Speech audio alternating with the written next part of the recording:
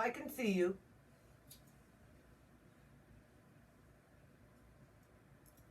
Now I can.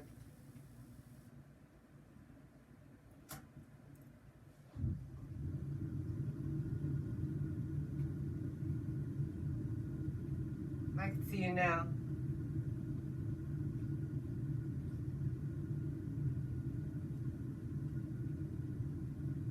What's the problem?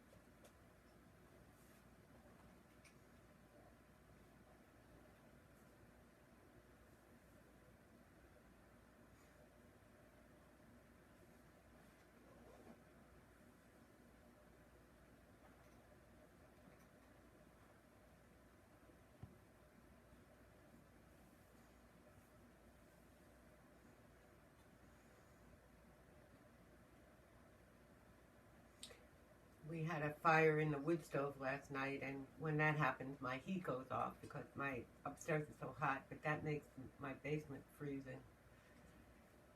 It's a little chilly down here.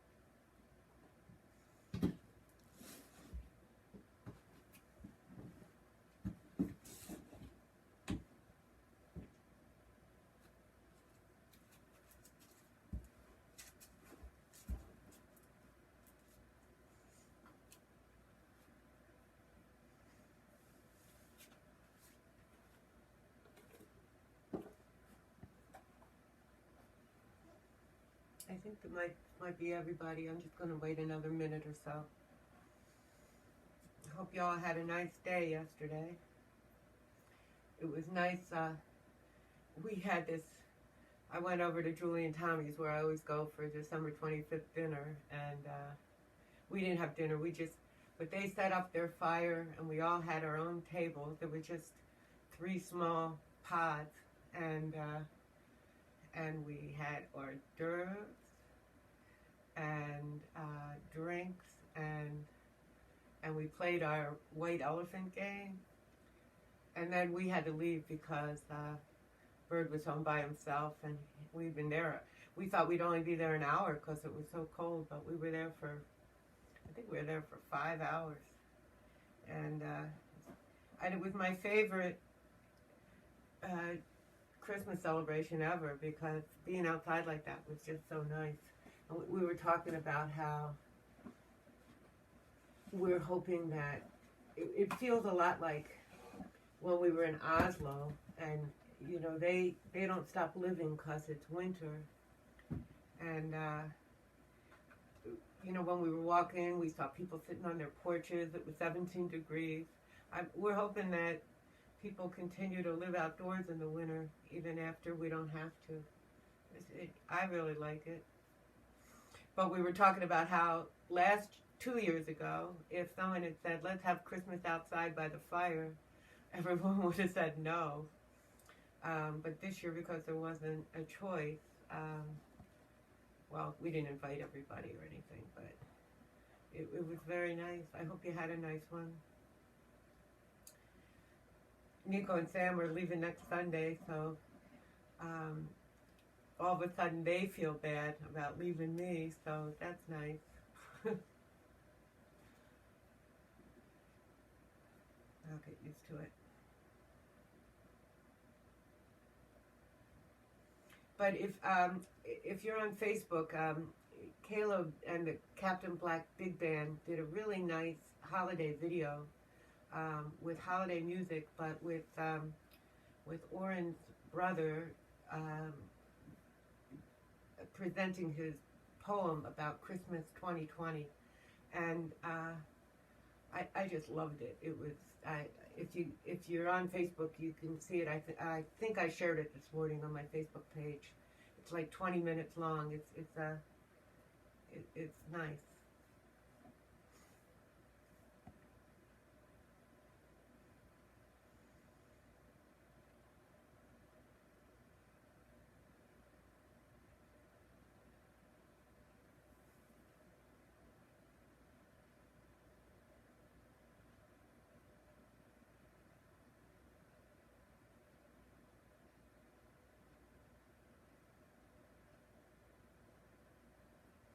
Interlock the fingers.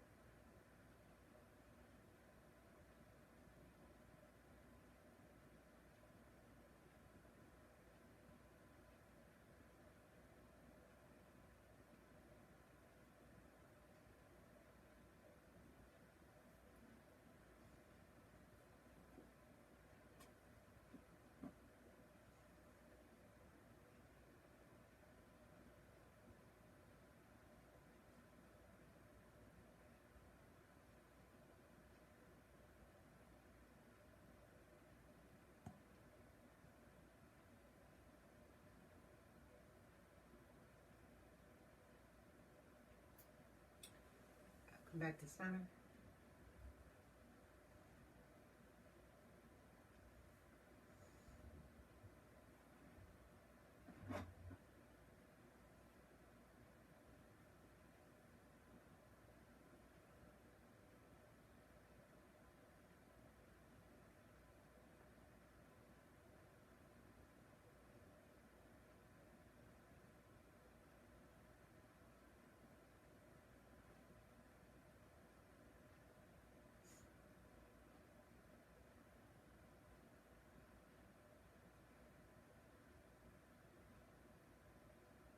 Back to center. Hold the elbows.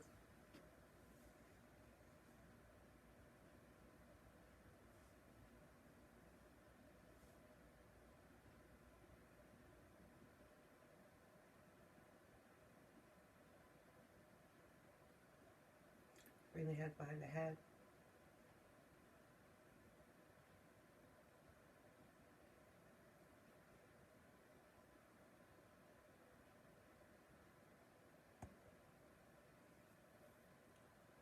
Release the hands.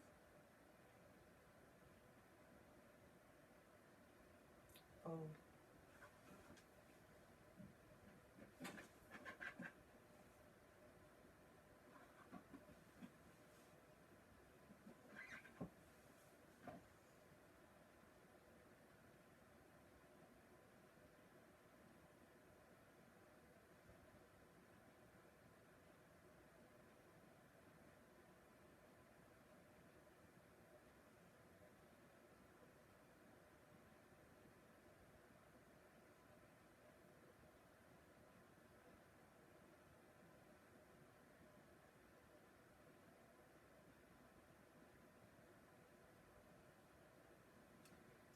Come on back up.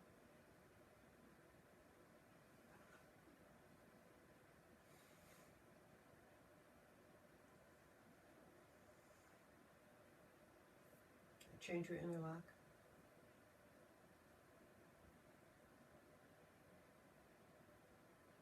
Reach up.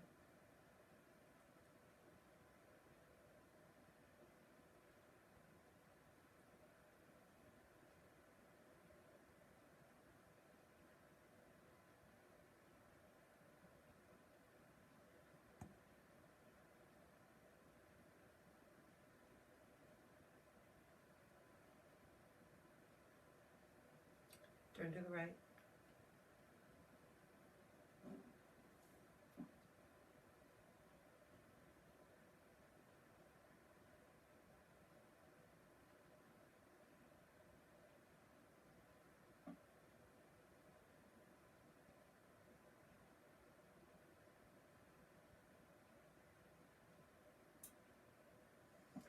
Center.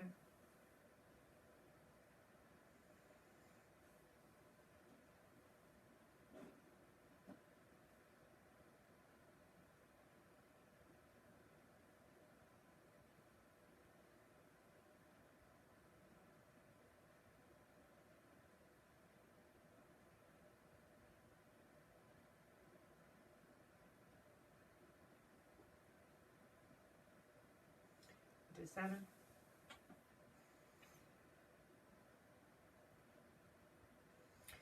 Catch the elbow.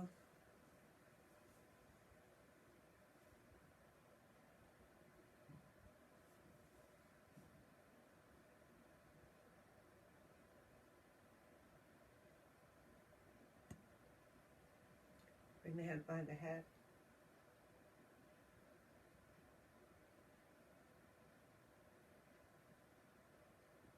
Reach up.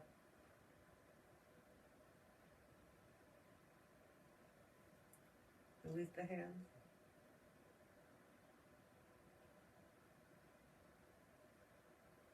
Fold.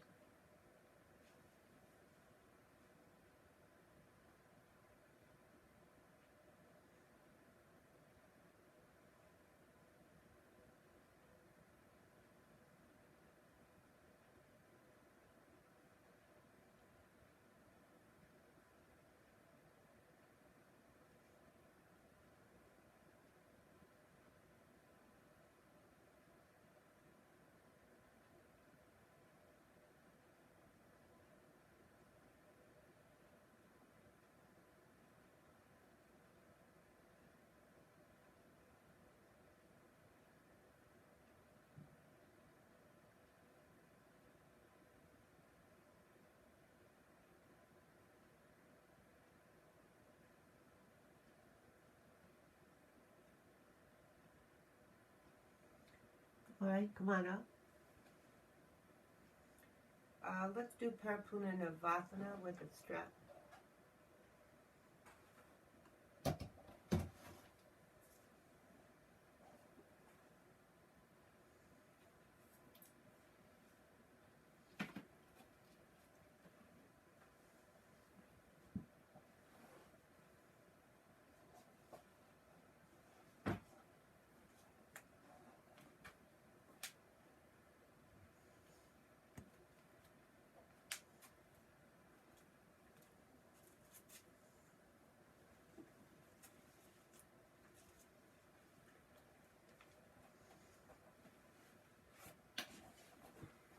So we're going to have a break next week. I'm going to take next week off, except for sun salutations. I'm not going to really have any classes next week. But if I decide to do some kind of another restorative practice kind of thing, just as a freebie, I'll let you know, and you can join in. That'll just be kind of off the cuff, so I'm not sure when or if I'll do it, but I might. And I'll send an email out about it. And then we'll start up.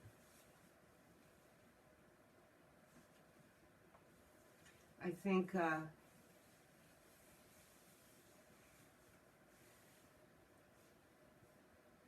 We'll start up, not on the 2nd, but on the 9th.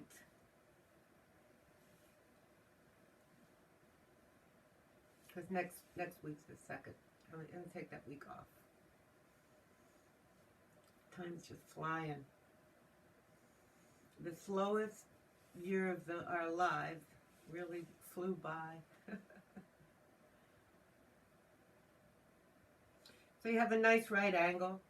There's a little space between your chest and your thighs. And the first thing you want to do is make sure the strap is as high as it'll stay. It'll slide down a little bit, but then just lift and open the chest by pressing into the heel.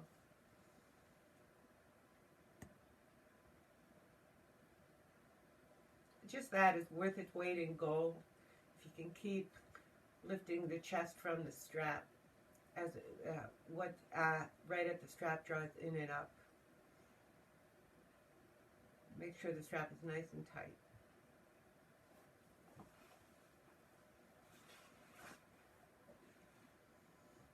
So you want to make sure that what's leaning into the strap is instead lifting in and up, and then the chest lifts and it might lean back a little bit. It would be on the same length, in the same trajectory that you want it to for Parapurnavasana. And then you can take your balance.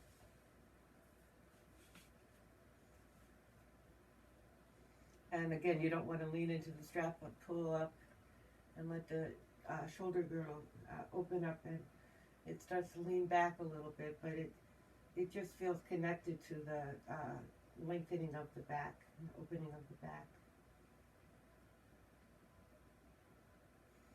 And then you can work at lengthening the legs. To have the legs lengthen without a lot of trauma to the legs, the muscles of the legs, the quads and the hamstrings need to draw down into the groin, even as the legs are extending in the opposite direction.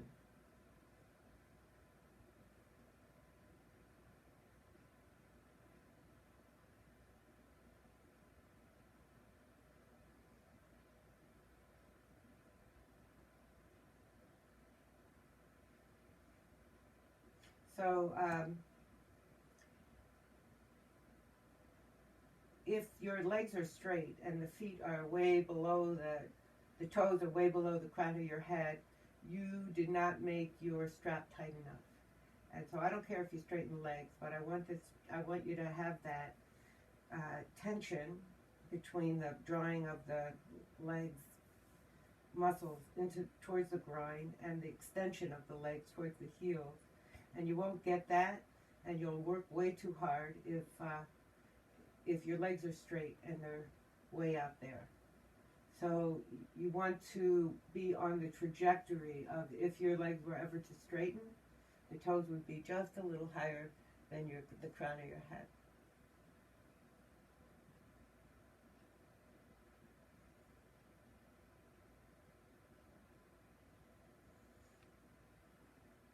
You can see the front of the leg, so you can rotate the flesh and the bones so that the front of the leg is facing forward. And you'll see that one leg turns out and one leg turns in. They both turn out, they both turn in.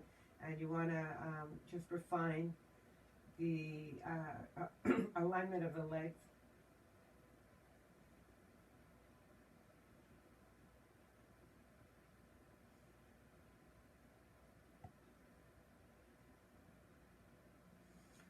If you want to take a balance, you can just do this.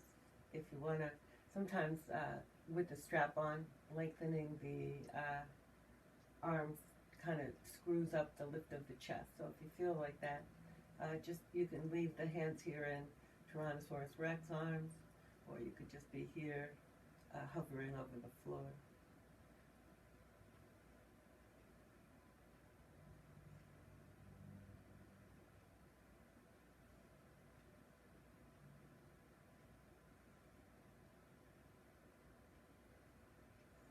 All right, let's take a short break and we'll do it one more time.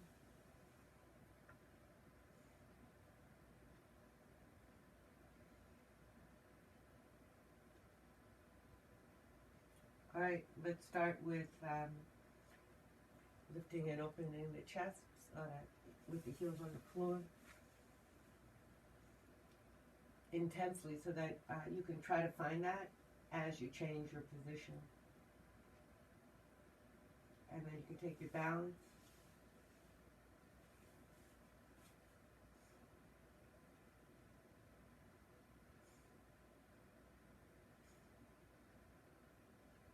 You can take lengthen the legs to the best of your ability, but you go slow so you can get that idea of how the quads and hamstrings lengthen upwards even as the whole leg lengthens into the sole of the foot.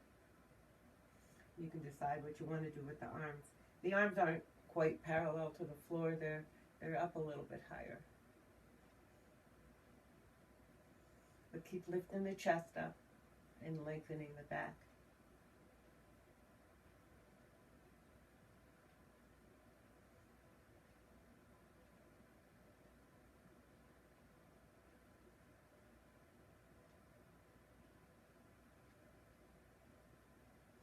And bring the legs down. See if you can do this. If you didn't straighten your legs, you might not be able to get the legs straight here because you want to keep the chest lifted, but you might be able to get into somewhat of the same position as you straighten the legs on the floor. As you bring the heels out, you have to keep lifting the chest up, drawing the muscles of the leg towards the groin, and extending the legs towards the heels, and then lift it up.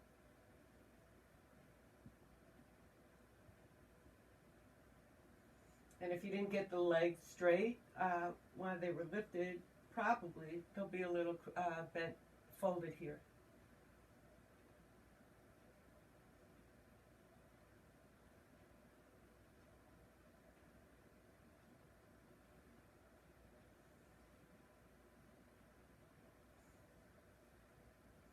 And then just for fun, you can lift yourself up off the floor and walk backwards and lift up.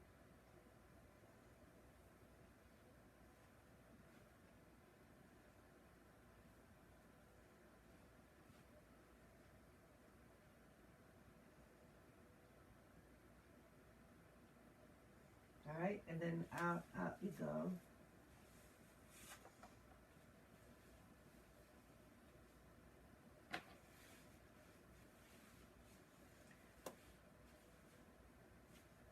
So let's do some leg lifts standing up. So I think we need a chair.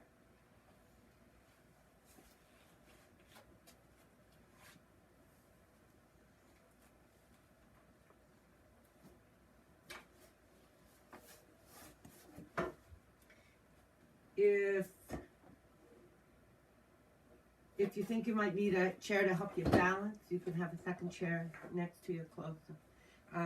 You're going to make a height with the chair that you can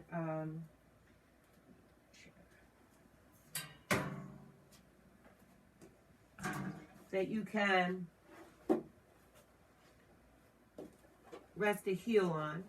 So it may not be the back of a chair, but it could be the seat or anything in between that you build up. Make sure that it's not slippery.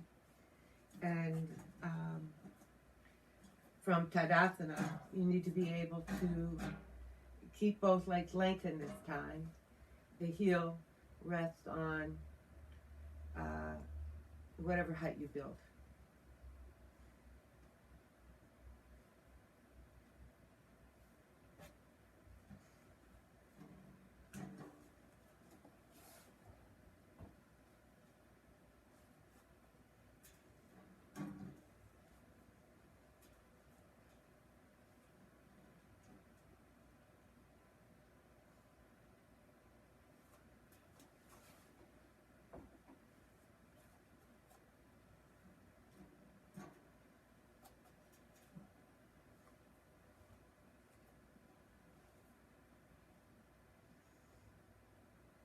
Start in Tadasana.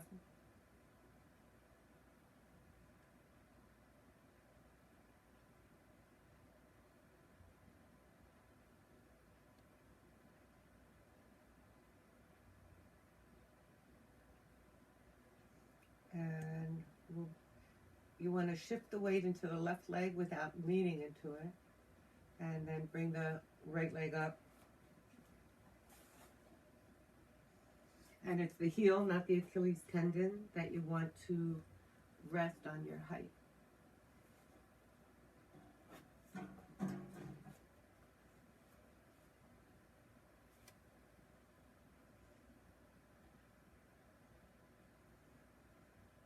Right, you have to do the same thing with your extended legs. The quads and hamstrings draw towards the groin so that the muscles, the attachments there, don't get yanked around. And so you want to soften the groin, which has always been an elusive idea to me. But I finally have realized what it means is when the groin is tight, these muscles of the legs are drawing away from the groin and dragging the groin with it, and the groin is fighting back. And so if you bring those muscles up the leg so that the groin can relax, the groin will soften and deepen, and the muscles of the leg won't be pulling those groin muscles towards your heels, but instead the groin can soften and relax.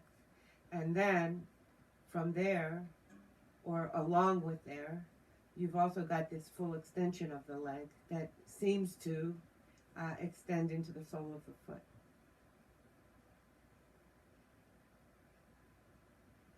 So, in other words, the extension of the legs towards the sole of the foot doesn't impact the ability of the groin to release and not be yanked around by its attachments. Pull the shoulders up and back. Bring the arms to Urdhva Hastasana.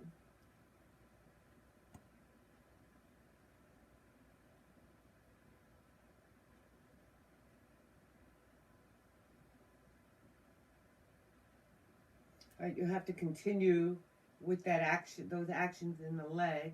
You can reach towards your knee or your shin, or all the way to the sole of the foot. You can catch the foot if you want to, but you don't want the back to be humped and rounded. So if you went so far that your back is rounding, you need to deepen the groin and lift the chest like you were in Parapunanavasana.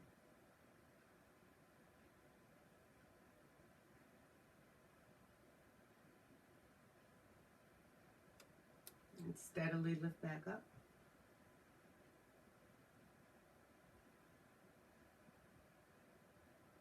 Pulling the left side away from the chair that your right foot is on. And then release. Come back to Tadasana.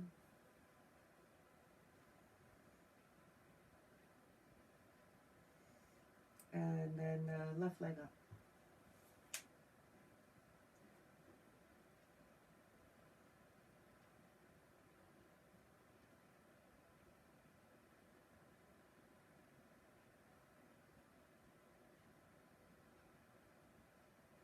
So the other thing that happens is that right thigh bone wants to come along with the left leg, but that the right thigh bone has to move away from the back of the chair that your foot's on, even as the left leg extends towards it and draws in to soften the groin.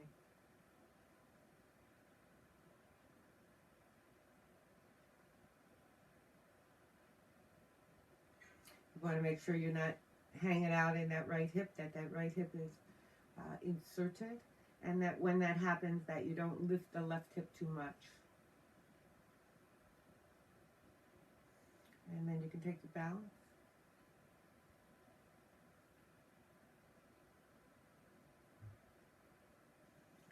Draw those shoulder blades down the back, even as the shoulders lifted. And then those same actions with the legs to soften the groin and keep the leg extended.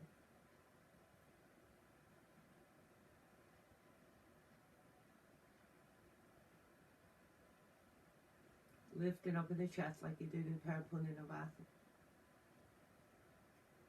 And if you feel like because you brought the arms forward, it hunched the upper back, you can stay here in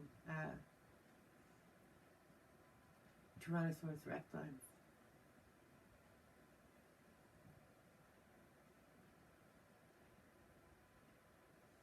And back to Urdhva Hastasana.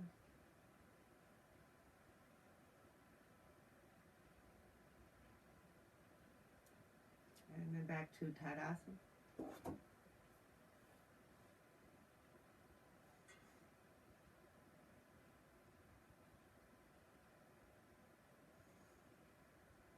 And turn sideways for the second time.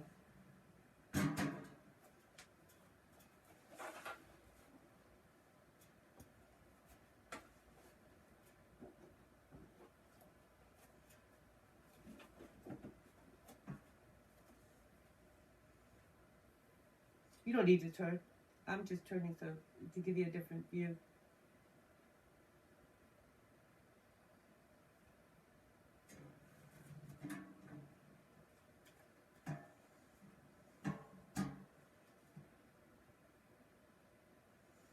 So start in Tadasana.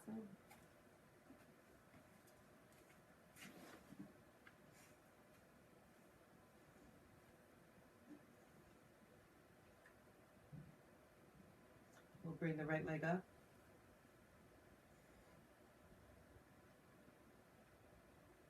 And so here you can see the pelvis has come out of Tadasana and it brings the whole leg forward. So you have to pull both the pelvis and the leg back into Tadasana. And that happens, I think, because you're too high and you're unable to, and it's so instead of actually making space when you bring the leg up, you've just leaned in to bring the leg up. So make sure that you can stay in Tadasana.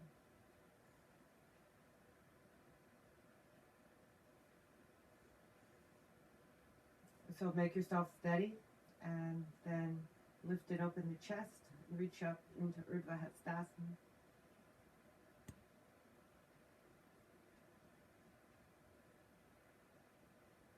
So now you have to soften the attachments of the groin, even as you keep the right leg extended and the chest lifted. Reaching out and lifting up.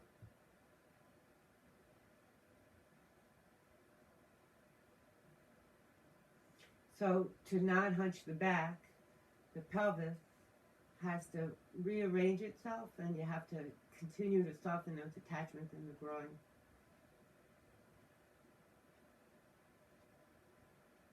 And then reach on up.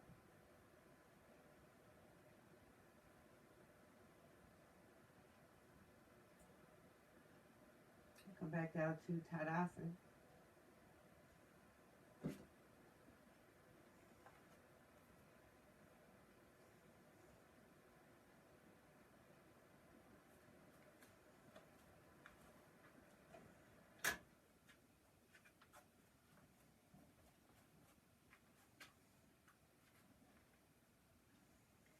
And so now we'll bring the left leg up.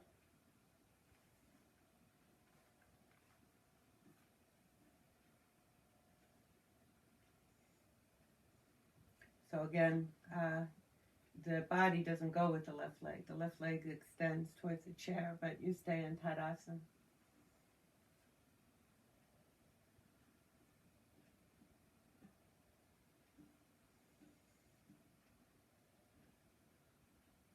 You can take your Urdhva Hastasana.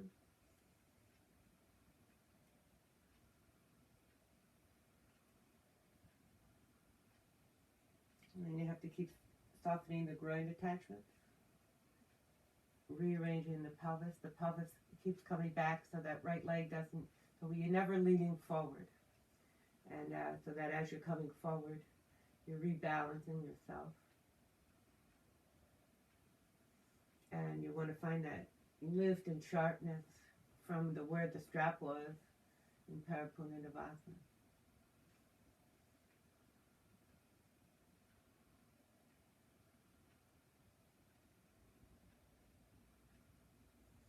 And then back to Urdhva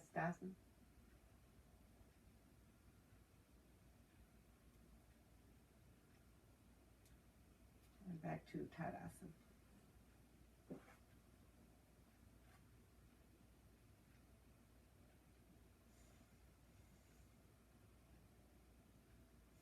Let's go out to the side. You might need to rearrange your height.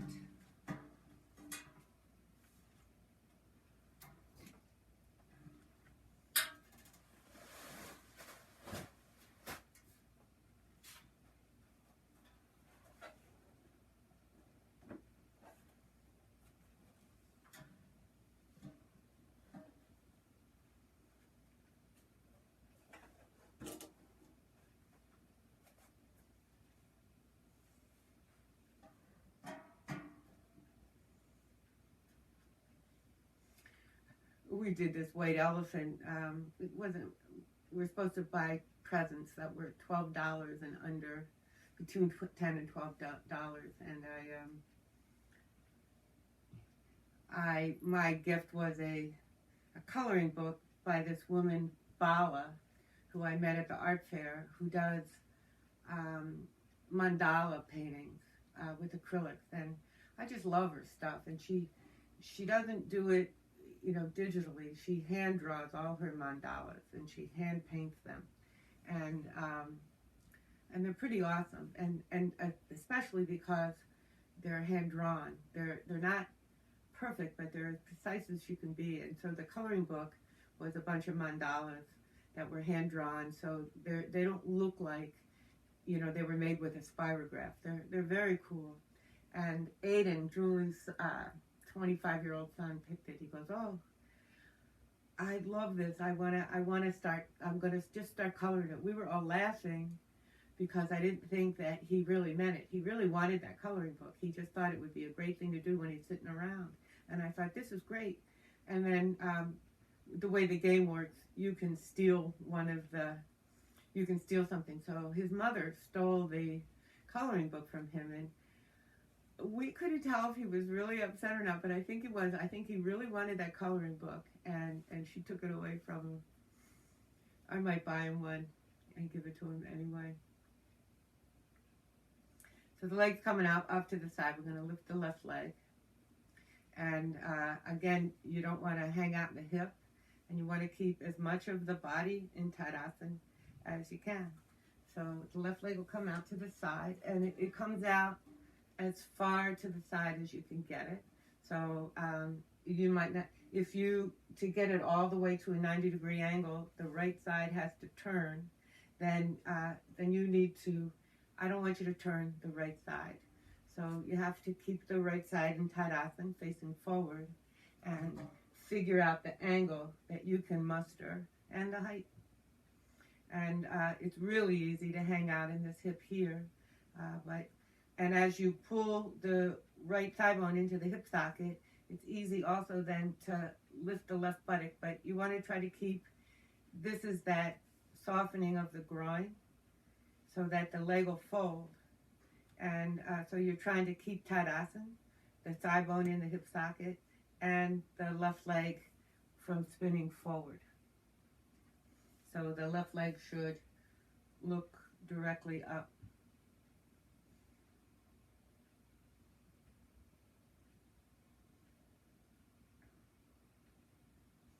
And then sometimes people tend to lean forward here. So you need to make sure that your right sit bone isn't looking backwards, that it should be, descending a bit. And then we'll take Urdhva Hastasana.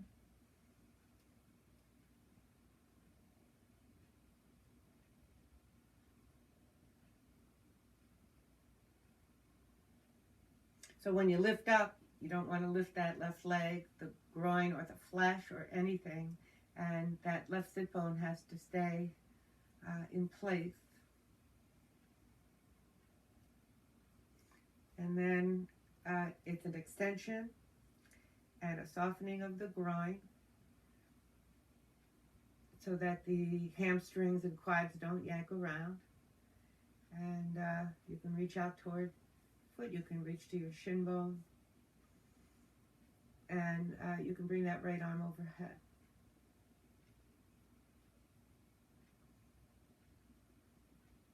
So instead of the right arm going straight up, we're bringing it overhead.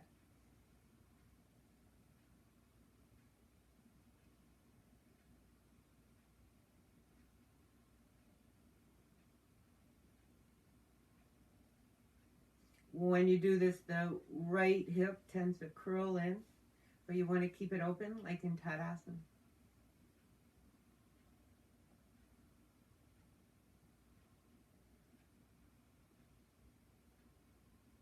We're coming down, Margaret. You can join us on the other side. Sorry. Coming back to Tadasana.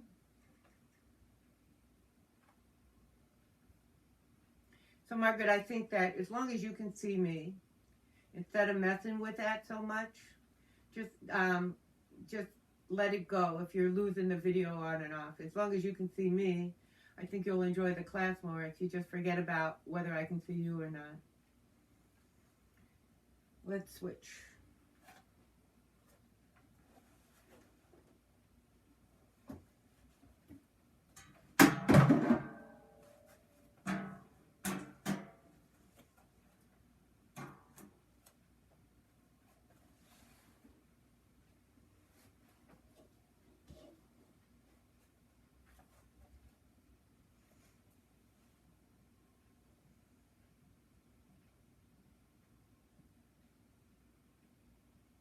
So I think the most important thing is that you start out in Tadasana and you feel how everything is open, and then when you bring the right leg up, that you can, if you lose it when you're bringing the leg up, you can re-find it because you know what it feels like, and that is the good reason to practice Tadasana. So that space between the hip bones is broad, and the thighs are neither rolling in nor rolling out, but are neutral. And when the legs are straight here, hopefully you don't have a tugging on, so when your back hurts and you're like this, there's that tugging that something is pulling when it should be releasing. So when you lift the right leg up, if you lose Tadasana, you want to find it, and you want it to feel like it does in your Tadasana, or even more refined. So let's go ahead and bring the right leg up. And again, if you bring it back too far, you'll lose Tadasana this way. And so you need to be able to find it. The height of your leg has to match your ability to open up here. And it might be different on the two sides because your hips are so different. And when you start to feel weird tuggings, it's probably because the action of the muscles isn't quite right, and you have to go in and try to refine it.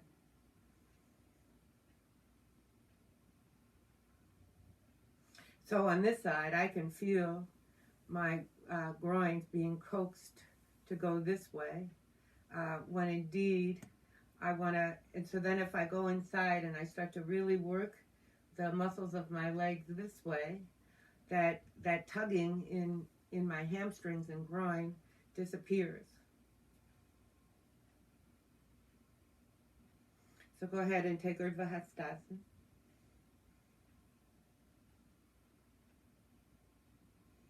So instead of sitting and suffering with it, you can sit and try to figure out how to refine the actions in those muscles to release that tension. So here the hips don't come along. You want to keep the leg in Tadasana, and the left arm comes up and overhead.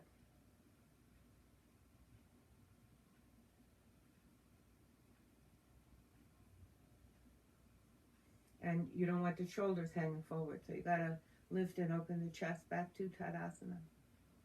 And when this arm comes around this way, it's not because your shoulder's tight, it's because the chest and the pecs are tight. And so instead of just trying to move your arm, you have to broaden across here. And that's why we have worked on on this action and bringing the left hand to your shoulder to open this up.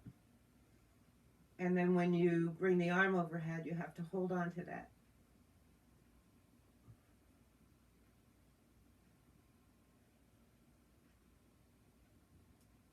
We'll come back to Tadasana.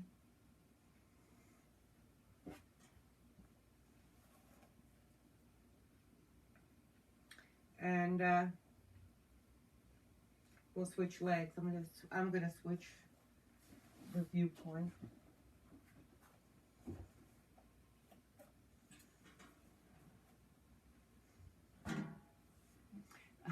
I have this pile of blankets that Sweetie Pie was on last time I was teaching, and I didn't want to disturb her, so I couldn't get my blanket. So I made two piles, and I put my favorite blankets on the floor. I said she could sit up here on these other blankets, and I have more blankets. I don't need them. But instead, she parked herself on the blankets I wanted to use. Classic cat. All right, so we're going to do that again, starting from Tadasana. And we'll bring that left leg up. No. What leg are we on? Yeah, we're going to bring the left leg up.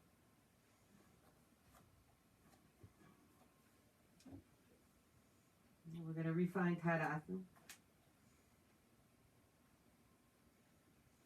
And you gotta lift up. You want your left leg to come as close to 90 degrees away, but not so far that it pulls you with it. And then Urdhva Hastasana.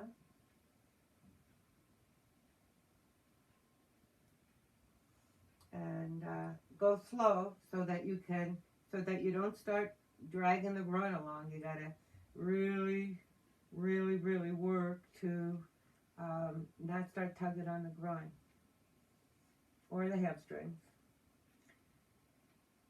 So then you can put your right hand on your left shoulder, open up across all the way to the right shoulder, the elbows high and wide. And so then when you bring the right arm overhead, you want to resist letting it come forward at all, so that it stays back and out of your way.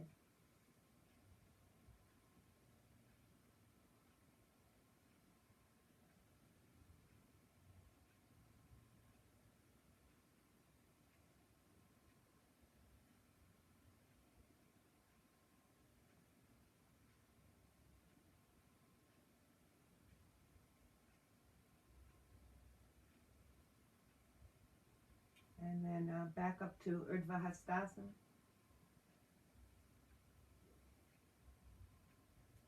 And back to Tadasana.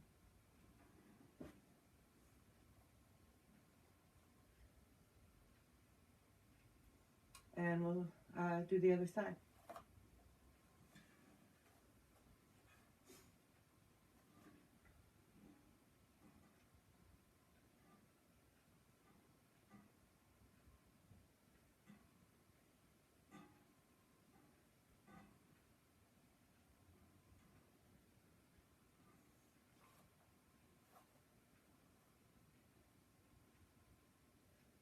And starting from Tadasana, bring the right leg up.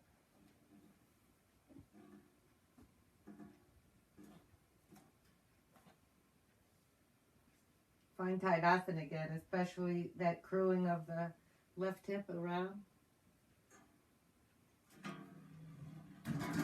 So you don't want to end up like that. So you need to be able to lift up to make space for the pelvis to come underneath you, so that you can lift up. And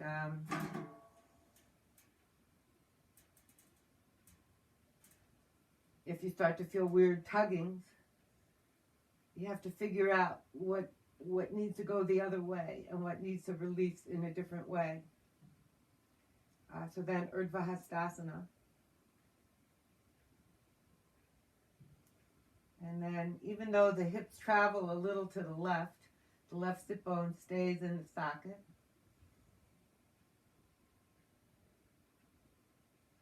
we fold. And then you got to make sure that the chest is lifted so that you can bring the arm more upright. And then you can find your right shoulder, open up across the collarbone, that left shoulder high and wide. And then when you start to straighten this left arm, you don't want it to come forward.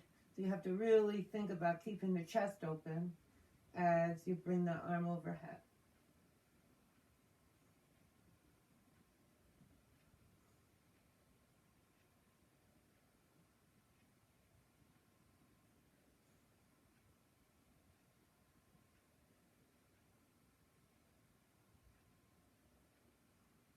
Back to Urdhva Hastasana.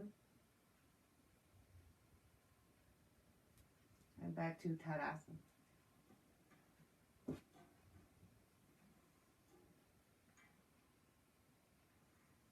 All right, we got one more standing pose. And then we'll move on. So let's do Parviti Uttanasana.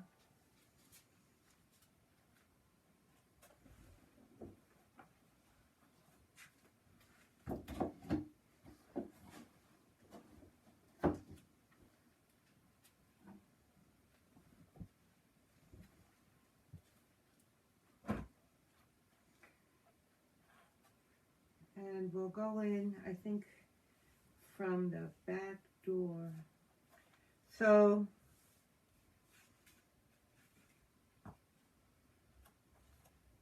with your right leg forward, you're going to set up, if you're not a great twister or folder, you're going to want your brick on.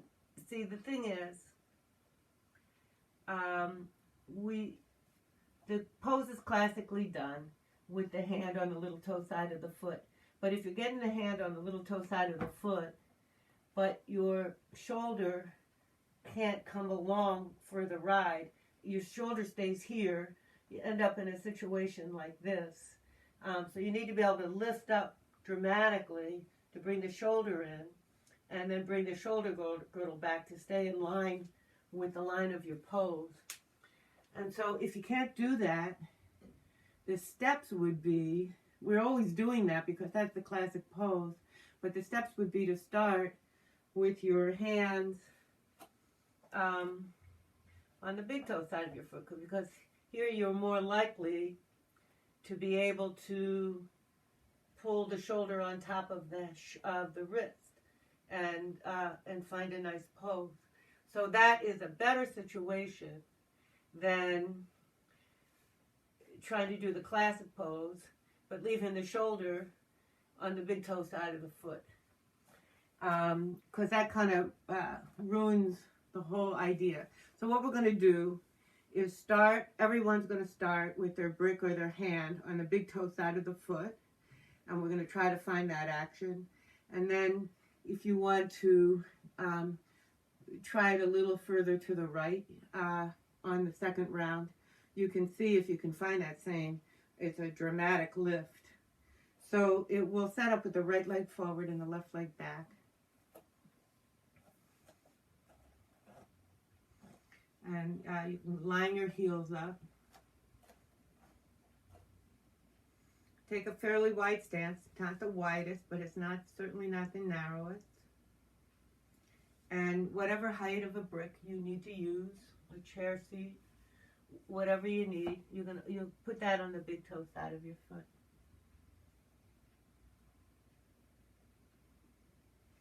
And here, you're torqued if you turn towards the left, and so you have to lift up to make space for the pelvis to come back to Tadasana.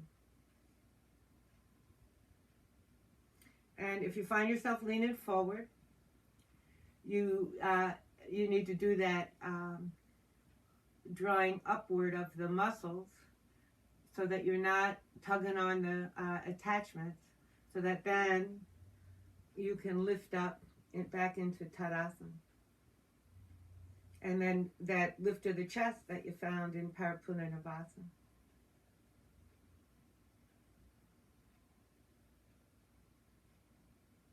So here, I think we're going to do this way. We're going to lift the right arm up.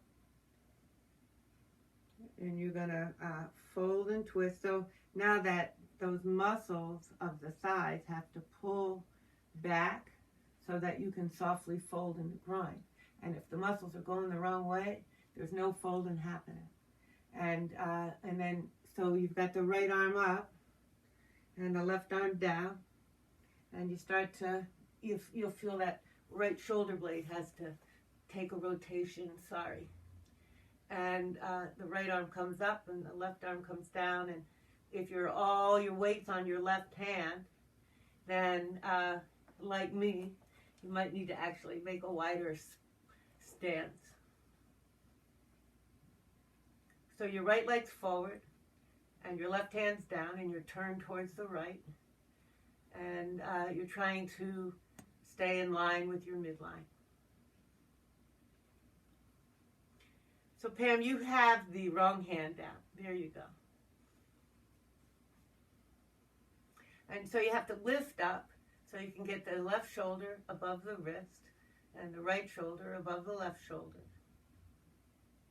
And the two sit bones in Tadasana. And then you can come back up.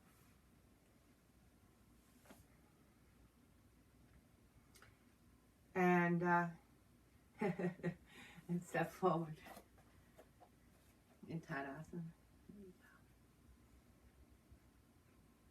So just give me a thumbs up. Do you know what I'm talking about with any of this? Or a thumbs down? All right. So let's set up with the left leg forward and the right leg back.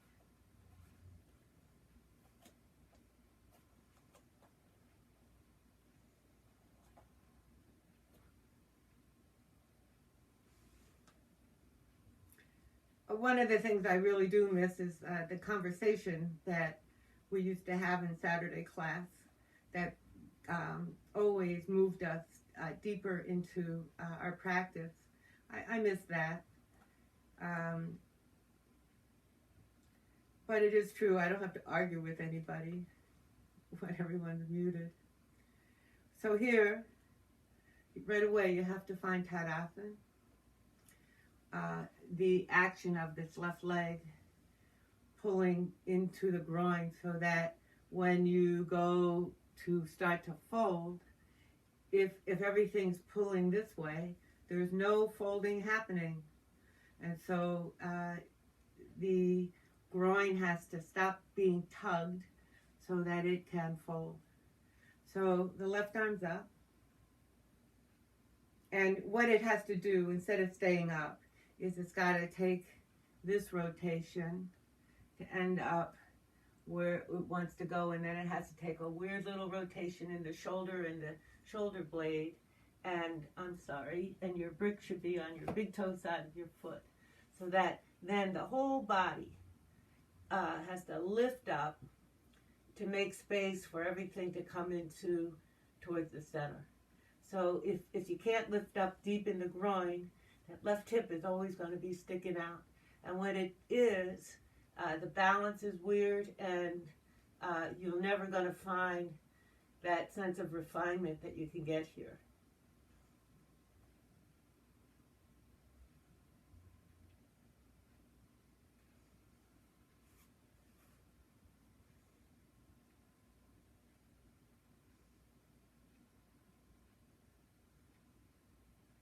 All right, and then back up.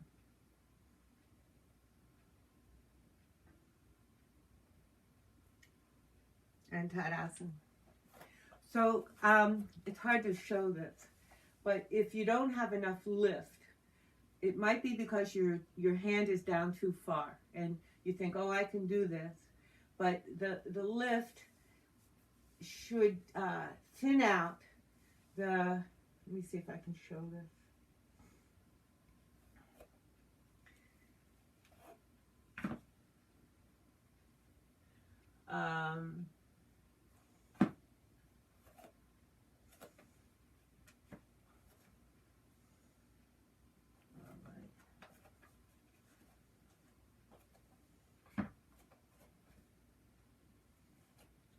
so when you fold it, let's say you came into Parsvottanasana and then you want to go into Parvichi Trikonasana, it's possible.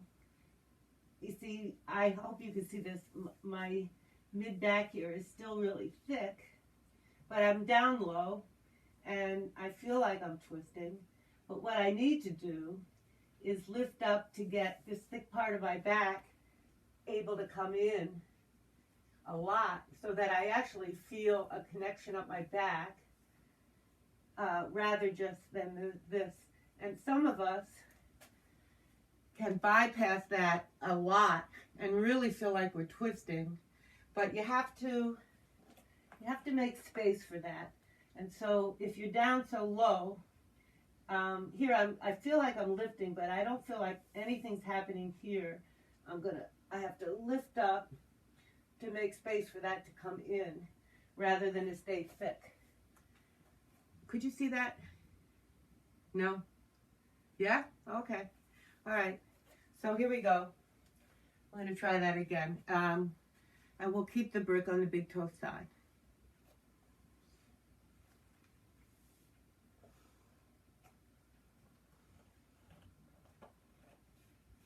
And I think what we should do is come down straight.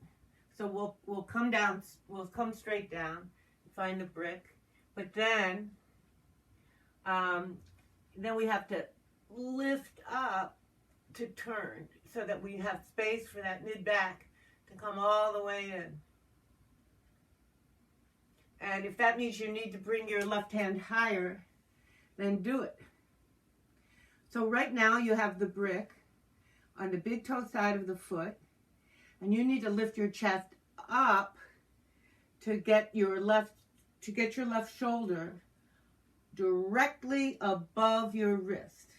So if you can't do that, then you need to bring your hand a little higher so that you can find that ability to lift up. You want your left shoulder directly above your wrist, and not by swinging, but by lifting up.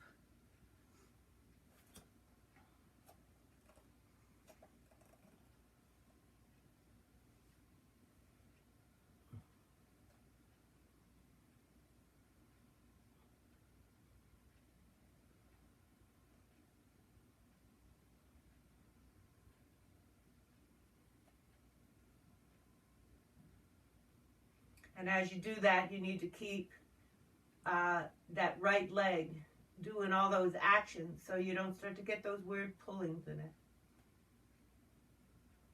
All right, and then you can come back around. And we'll switch.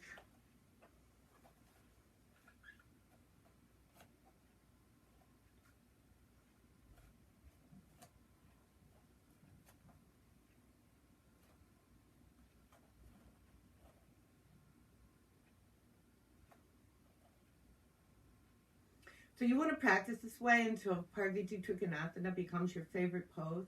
And if it's already your favorite pose, you want to practice this way so that it's more refined.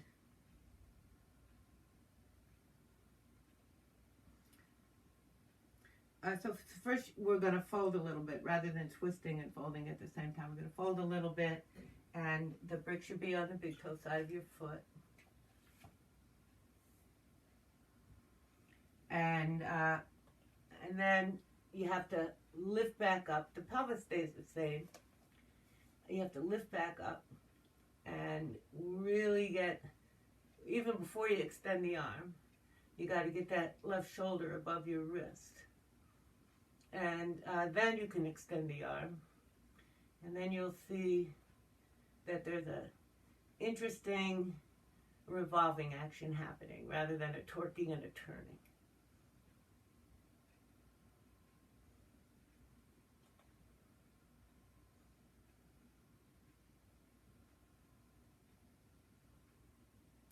And then we'll come up. So Margaret, if you're not going to lift your arm, I'm fine with that. But I think you should get the hand up on the shoulder. So right here where you have it is where you like it. But I think, so if you're If you don't want to lift the arm, I understand why you wouldn't. But so here, I don't have any room to get that shoulder over no matter what I do. So I have to lift up to pull that shoulder in. And then instead of having the hand here on my ribs, I could bring it up here on my left shoulder. And we'll all do that this time because you'll see how that facilitates the lift of the chest. There you go. Except I think you might have the wrong leg forward. There you go. That was Trikonasana. It's still beautiful. But so let's try this now with the right leg forward.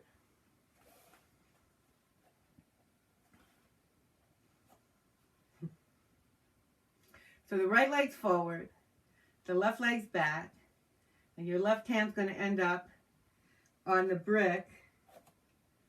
The right leg's forward, the left leg's back. Your left hand's going to end up on the brick, which is next to the big toe side of your foot. And then you're going to end up, eventually, with the right arm on the shoulder and lift it up. All right? So, you can start with that right hand on your upper ribs here. And we'll lift the left arm up. And we'll bring it down towards, we're not even twisting yet. We're just coming down towards Parsvakonasana. And let the hips come back to center. And now, you're not just going to bring the right hand on the shoulder. You got to lift the chest up like mad to make room for that left shoulder to come towards the right. And that right elbow high and wide. Chin away from the chest. And then you can start to spin around towards the left. And maybe even look up over your right shoulder. Spin around towards the right, I'm sorry. And if you've gotten all the way there, then you can reach that right arm up.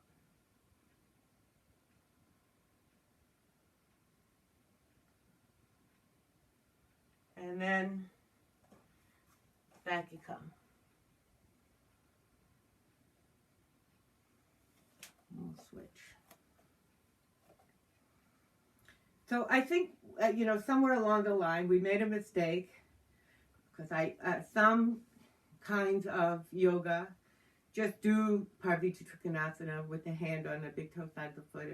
And we know that the classic pose is done with a deeper twist, but we went there without the knowledge or the ability to be there. And so, just like anything, we can take it in increments. And when you start to find that deep lifted twist on the big toe side of the foot, you start to think, okay, then to get to the classic pose, that lift that's so intense, that lift that allows you to get your left shoulder over your wrist, has to be, so now that's where my left shoulder likes to be on that right side. I have to lift even more to start to bring that left shoulder over my wrist when the hand hops over to the other side. So that lift is even more intense to get to the classic pose. But let's try it with the brick on the big toe side of the foot with the left leg forward.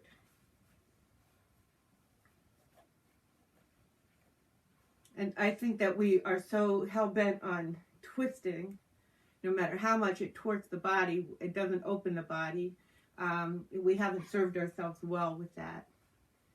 So the right leg's back and the left leg's forward.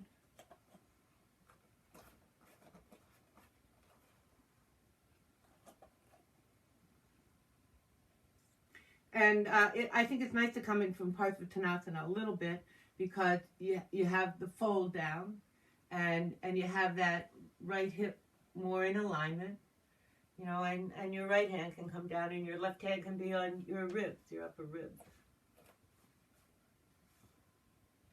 And so then you have to refine that position and to take the twist, the revolving action, the hips stay stable once you got them going there.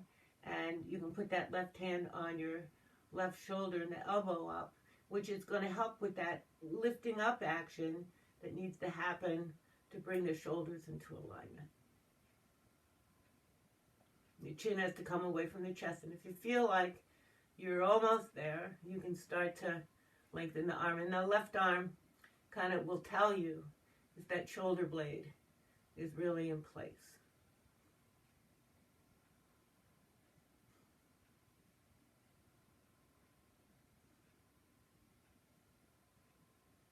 All right, and then up you come.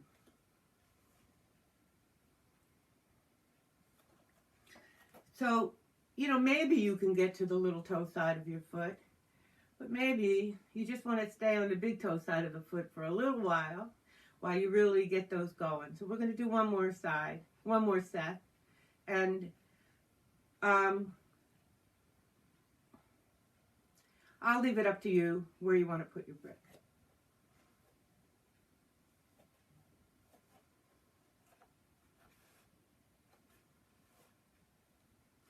One thing, when you're ready to start to move more towards the classic pose, you could start with the brick on the big toe side of the foot, and you could hop it over and see, but like you're bound to collapse, and so and we've all been doing it collapse, and so you don't want to give up the opening that you might have started to open up with the brick on the big toe side of the foot. And tomorrow, that band across the mid-back here should be aware that you practice Parvati Trikonasana. Unless you're excellent at it, and then it's used to it.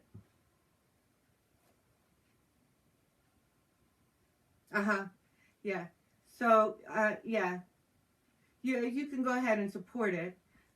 It lifts due to the tightness. So the more you work your legs in this fashion, the way less your heel's going to lift. All right, so when the heel lifts, you have to stop, and you have to go to that drawing up, softening, lengthening action. And so when the heel lifts, you got too much of this going on, maybe, and not enough of that going on. Yeah. Oh, I'm sure. Yeah. But go ahead and support it. You lose your balance. Yeah. You wobble because when it's lifting, all the weight's coming forward, and you need the weight to be back, to be steady. And so it makes total sense that supporting a lifted heel would be a good thing to do.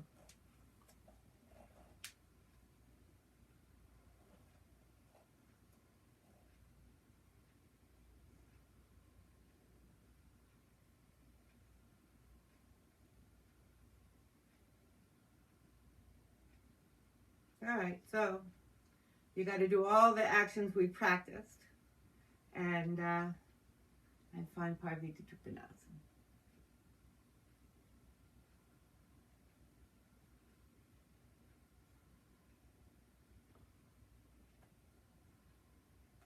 The lifting is the most intense part of it. You have to lift up and make space to draw everything towards your midline.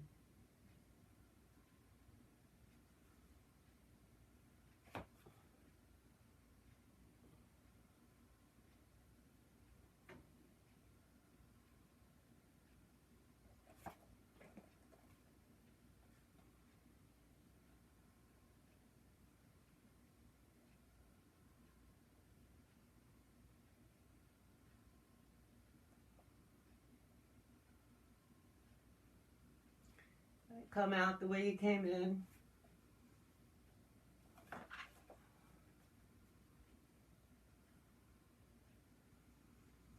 And we'll switch.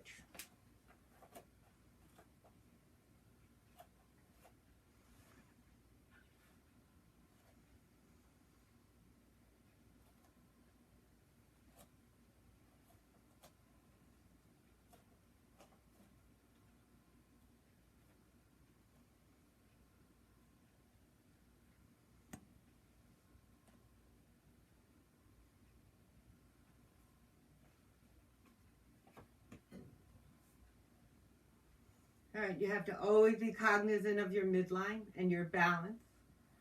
And you got to take some folding.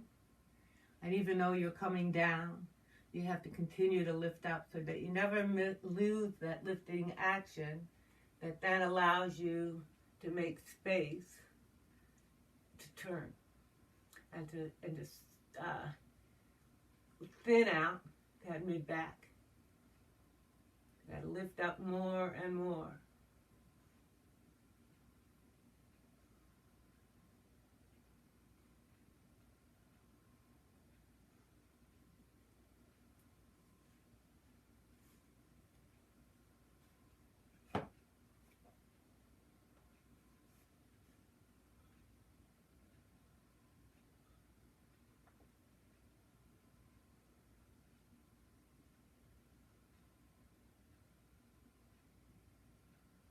All right, and then come out the way you went in.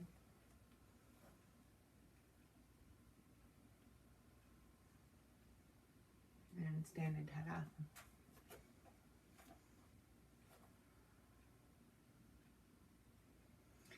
So that thinning out of that mid-back is imperative when you fold into something like Uttanasana.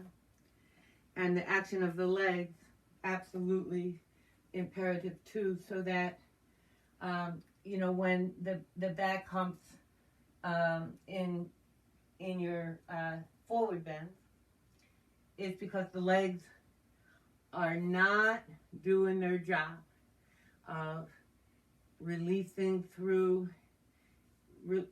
lifting to release the tugging on the groin and the hamstring attachment. They have to really lift up, and if that happens and you extend the legs into the floor, the back is free to extend, and instead of trying to protect the hamstrings or the quads. All right, so you have to think about that, and that's why for many of us, the reaching out action, keeping the arms as high as your shoulders, and that's why that exercise of keeping the hands overhead is so good, because then when the hands want to drop, that's when the shoulders, that's when that mid-back starts to get condensed. And so, if you do this with the arms overhead or with the elbows extended, it helps open up that mid-back and not let that shortening, that thickening of the mid-back happen. So go ahead, however you want, into Uttanasana.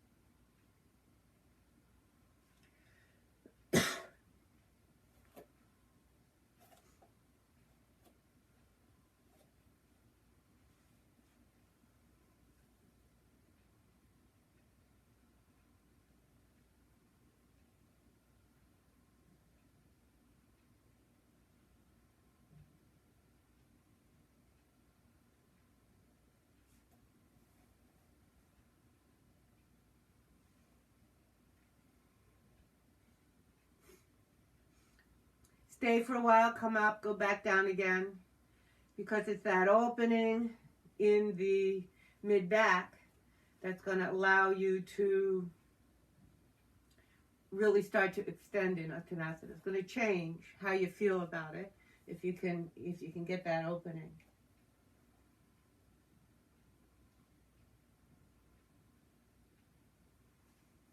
As soon as the arms, if you start to work from the holding the elbows, as soon as you want to bring the arms towards the legs, that's when you have to not do it the most. You have to continue to pull those arms away so that the chest comes through. So you're getting the arm and shoulders out of the way so the chest can come through and drop. And then when you release the arms, hopefully you've opened the back enough that you can continue to do that without humping the back there. But you can still get all the way into Uttanasana. You can still find a good place, even if the hands aren't on the floor and you could touch the floor. You're trying to pull the chest towards your legs and the elbows and shoulders away, and try to find the release. And then when you've just had enough, you can find the floor and or your chair or whatever, and let the arms rest. But they still do the action. The elbows and shoulders away, the chest towards your legs.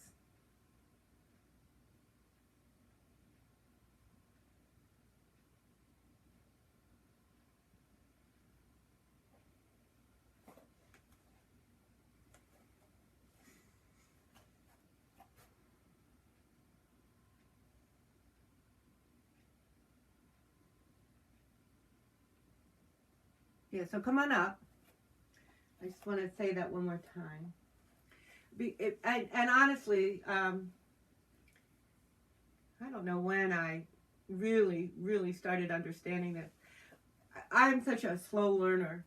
I've been learning how to use my Apple Pencil, and I've been drawing, and I just have it's been my new thing. I just absolutely love my Apple Pencil. I'm learning how to draw, and the apps with the Apple Pencil are just awesome.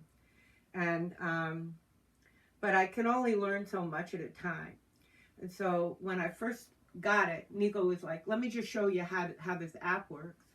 And he showed me everything, and I swear to God, in one ear, out the other, I had no idea what he was talking about. So I said, well, let me just use the app and play around with it myself a little bit. And after a couple of days, I'm like, okay, I have these questions. So he goes, funny, I told you all that first day. I'm like, but it meant absolutely nothing to me because I had no idea what I was doing.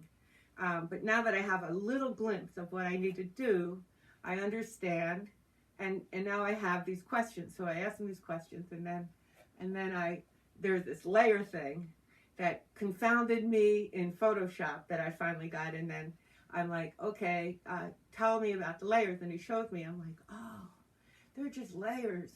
And he looked at me like I was some kind of idiot. I'm like, but it just like dawned on me what they were, and because I had some understanding, and that I think is why, as your understanding deepens in yoga, or this is how I learn, as the understanding deepens, every day I practice, there are these moments when I think, oh, geez, if I had known that 3 days ago, everything would have been different. The picture I drew would have been totally different. And the asana that you draw is totally different every time you make a leap of understanding. And then obviously, eventually, we become so enlightened that everything comes up in this big aha moment, and we know what we're doing again. And this happened in Uttanasana to me sometime this summer, when I realized that when you come down into a forward bend, and this is that action of keeping the upper arms and elbows out. I understood that, but it's because it helps open up that mid back and everything that needs to open, and that the action of the shoulders and the elbows this way contributes mightily to the ability of the chest to draw in and to come forward. And it's always what we're doing. You hear my shoulders are forward and my chest is back. Here, as I start to lift up, the chest can come forward and the shoulders can come back. And the chest can come forward and the shoulders come back. And you can get both length and opening at the same time. So here, however you want to do that, we're going to go back into Uttanasana.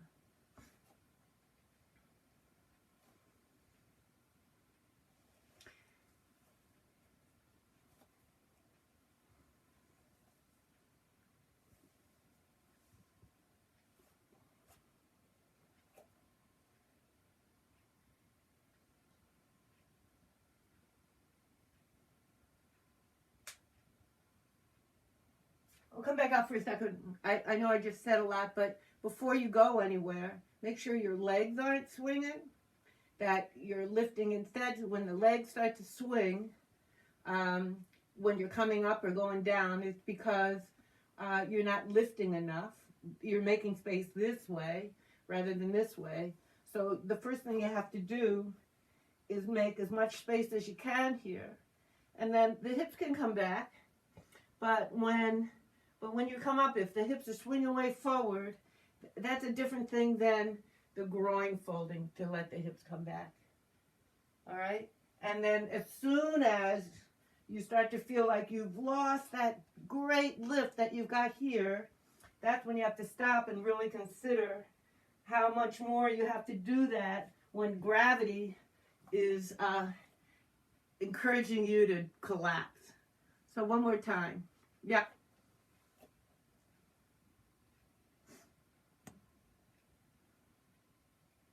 Yeah, and I just said that. Your hips come back.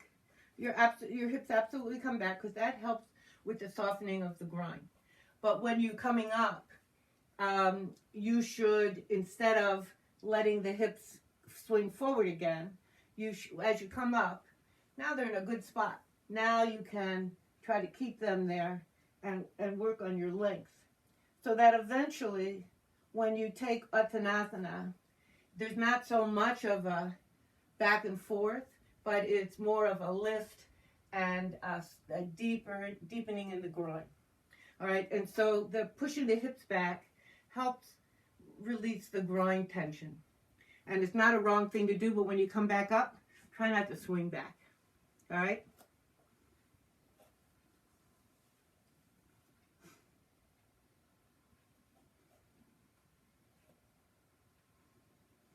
So, Susan, that's lovely. That's where your work is, and that is just lovely. So keep at it there.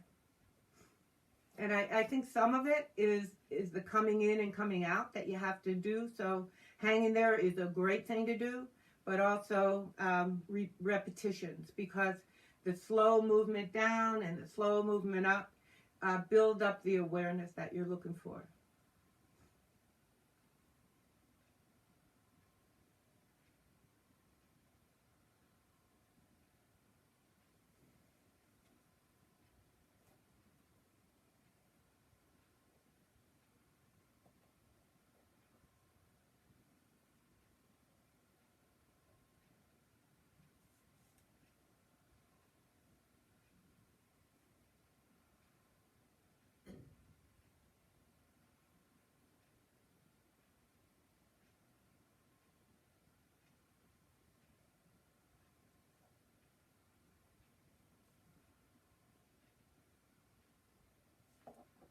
So once you release your hands and you're down there, if you have done that, then you can always check to see if you've let your shoulders come forward too much just by grabbing the elbows again. So you're down here, your hands might be on the floor. You can grab your elbows again, and you can go deeper into the pose by pulling the shoulders and elbows away and the chest forward. Drop the hands, and you can start to really refine that last bit, that folding in action. And we're going to come up. And it's Sirsasana time.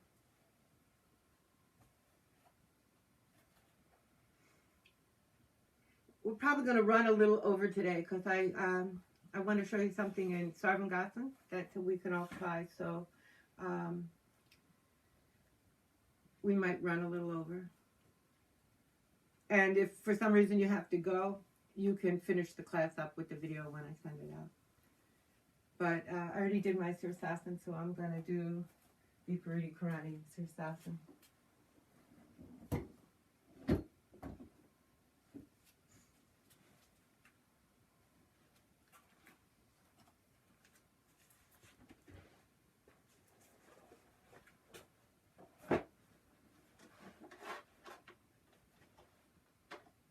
But if you, does anybody have to leave a little early, leave it on time? Okay, then I'm not going to worry about it.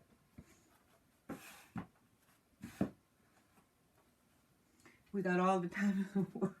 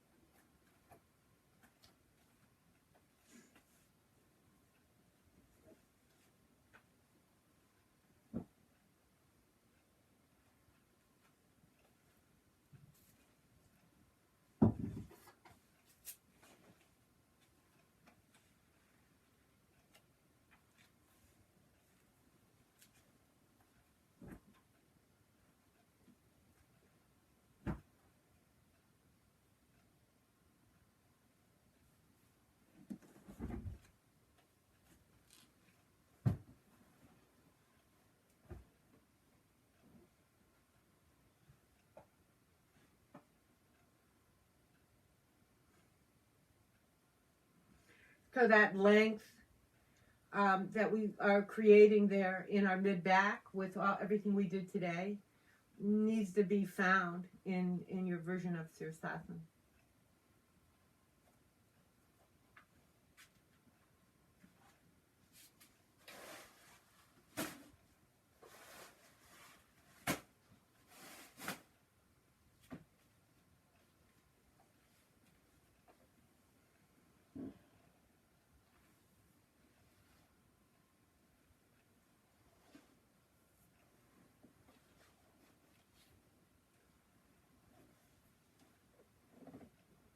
But a lot of that length, a lot of that condensing might be that you're lifting the legs, but in the wrong manner, because the weight of the legs needs to lighten to make space for your body.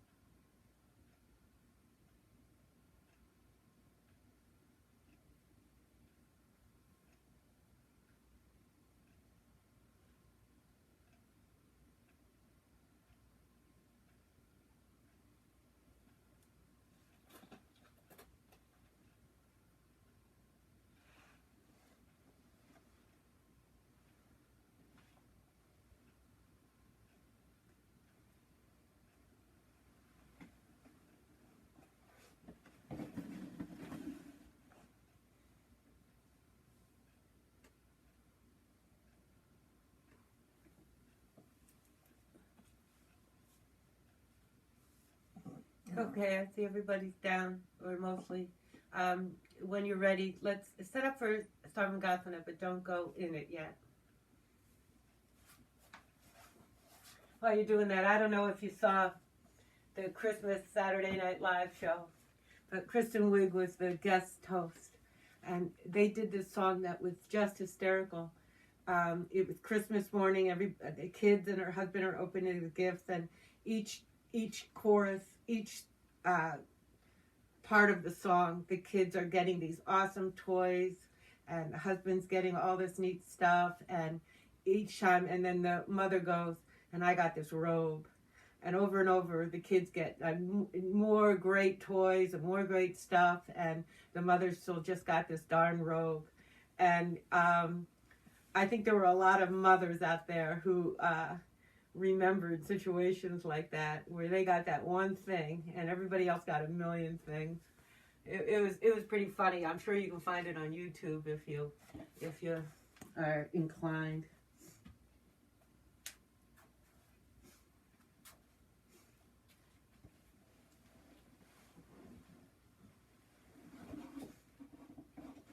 Set up not for a chair shoulder stand, a regular shoulder stand.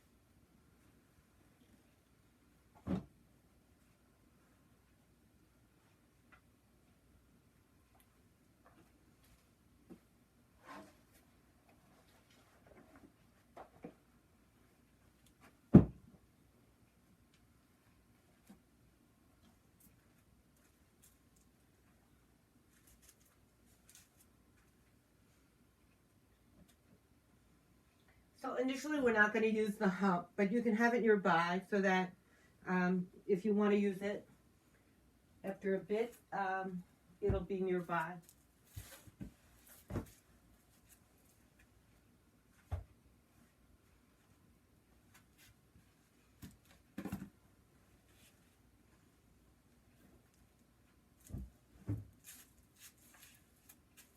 But you will need a chair, and if you have a lighter chair rather than a studio chair, the studio chair works fine. But if you have a lighter chair, you can use that.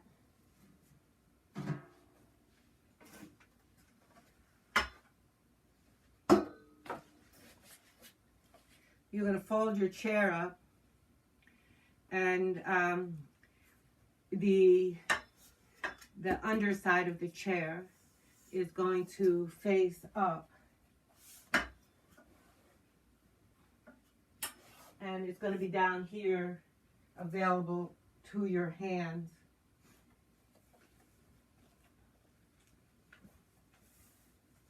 This is awkward at first, but once you get the hang of it, it's very nice. And kind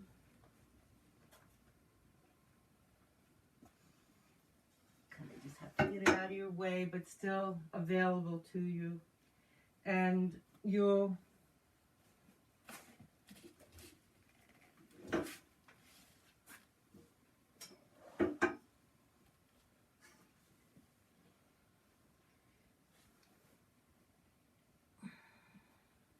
you'll roll into Sarvangasana. Hold on a second.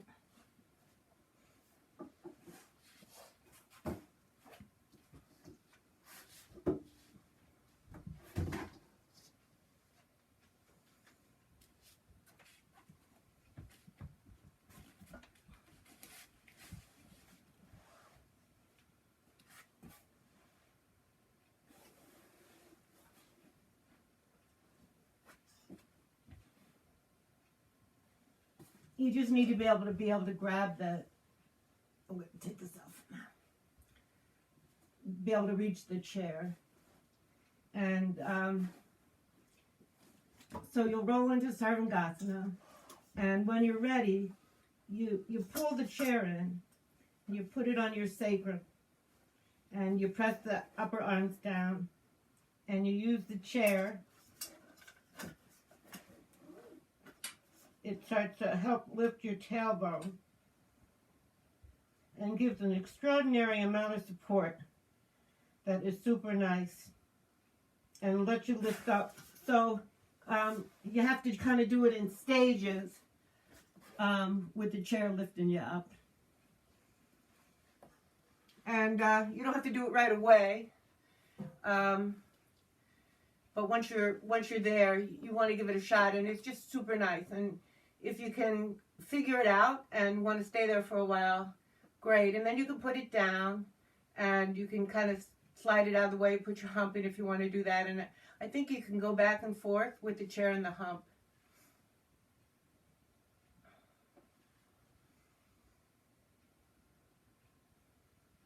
And I didn't say if you need support for Halasana, you should put it so that you can stay and you have the choice, you have some choices of staying in Sarvangasana for a while with the chair and the hump and Halasana. So you want to really lift up and lean on the chair so that you feel it's just a really nice supportive lift.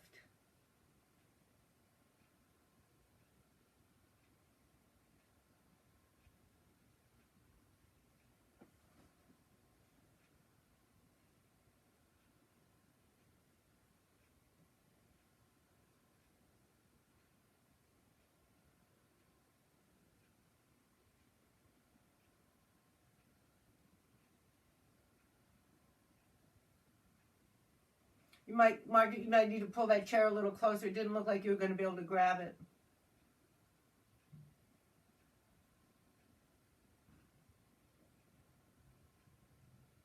Just once you come out, make sure you can find your chair. And then use that chair to help you press your upper arms down from the shoulders to the elbows and to lengthen and open the diaphragm.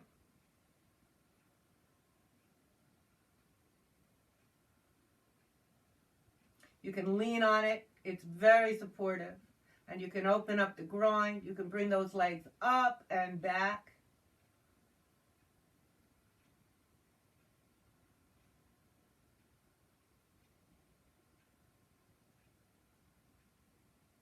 There's a few places along the sacrum that you can put this chair. And then once you have that support and that enormous lift, then you can work on opening the groin up and getting the legs up and in line.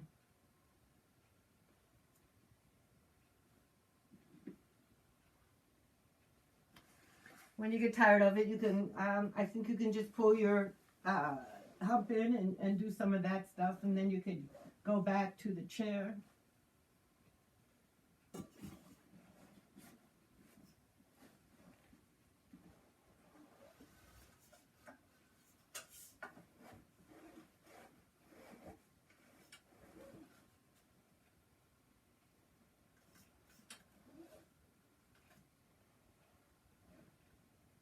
The closer you get to your tailbone, I think the nicer.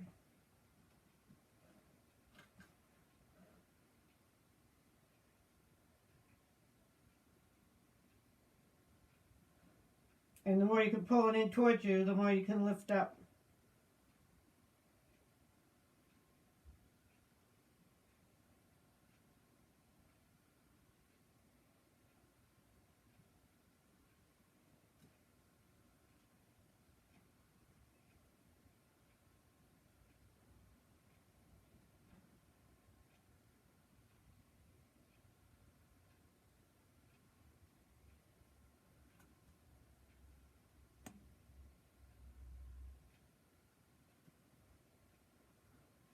When you think you're there, just draw the chair in a little more and it'll make it lift up even more.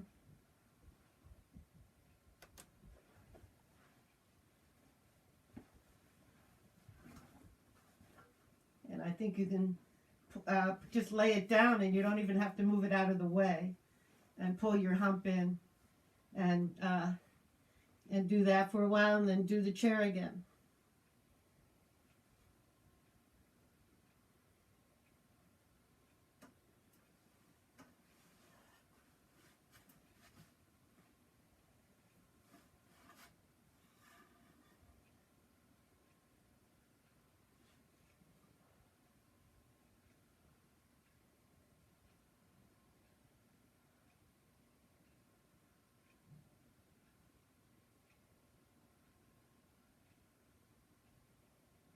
So Margaret, I didn't have to come up. I have my chair here. My hump's kind of on the back, and then my feet are on the chair here. You don't have to come up. You can just put the hump right over the top edge of the chair.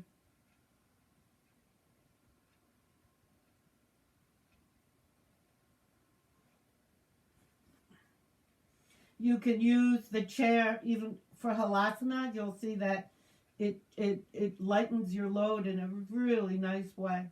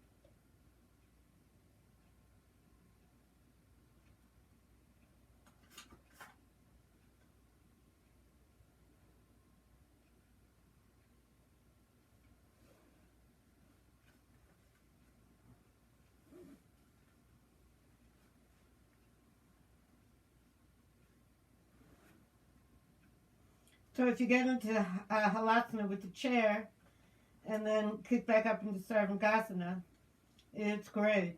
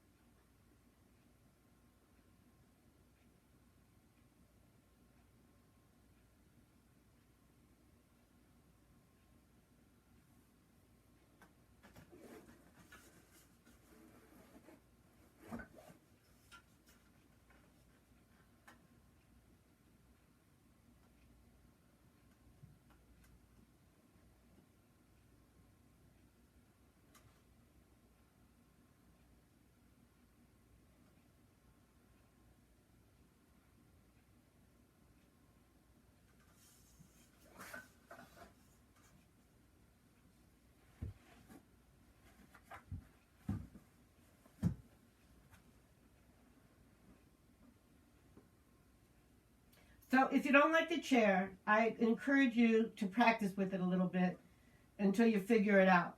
The first time I tried it, I thought, this is the most ridiculous thing. And then with a few more attempts at it, I'm like, this is the most awesome thing in the world when it comes to sarvangasana. So I really encourage you to stick with it a little bit and try to figure it out.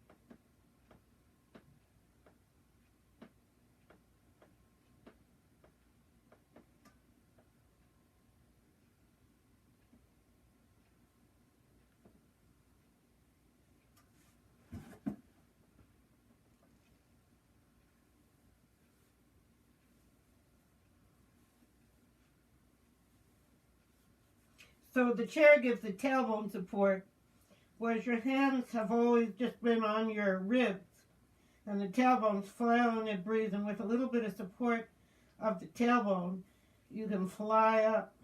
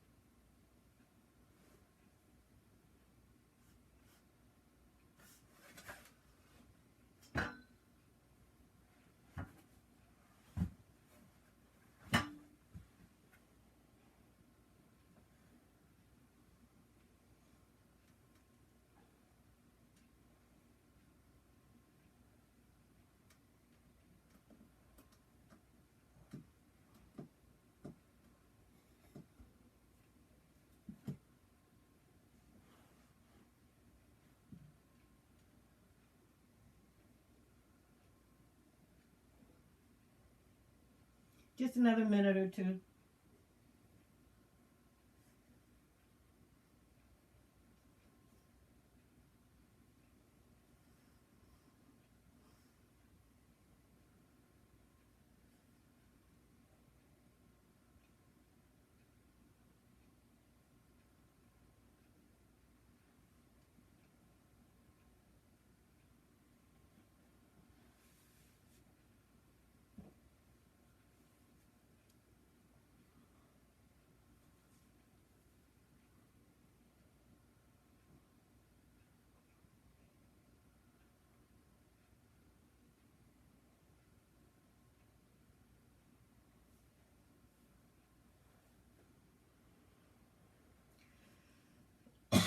So, when you're ready, Savasana.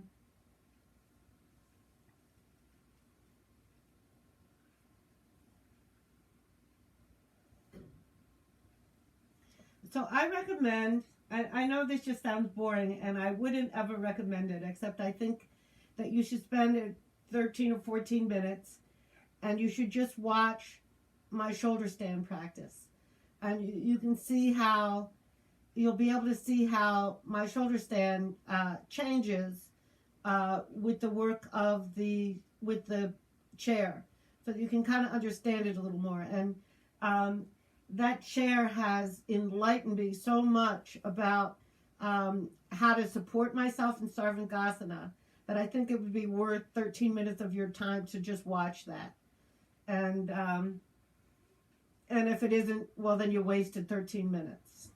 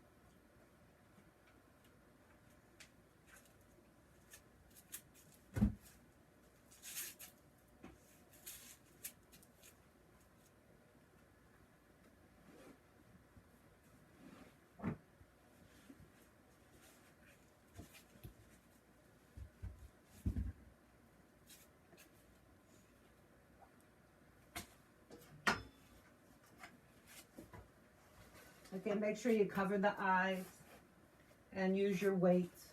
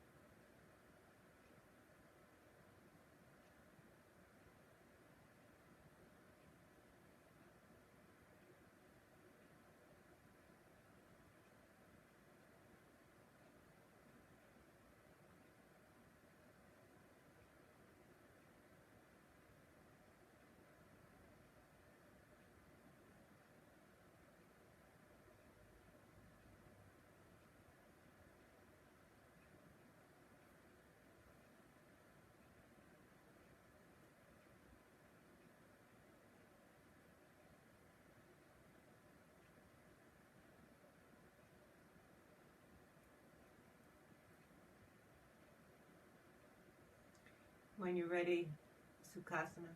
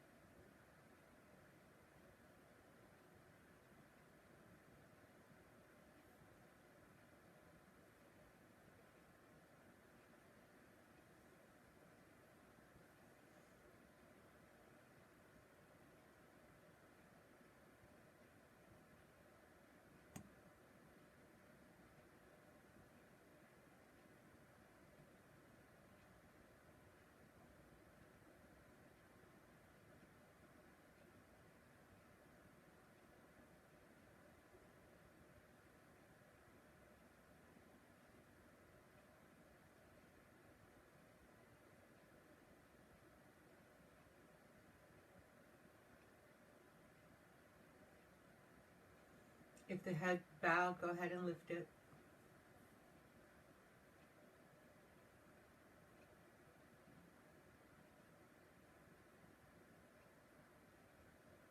If the eyes are closed, open them softly.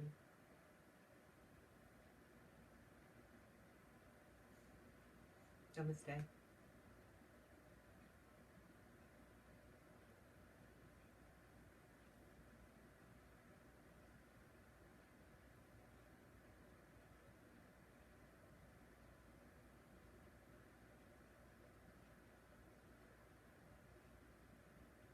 Oh, I saw what you were doing with it. I'm not surprised.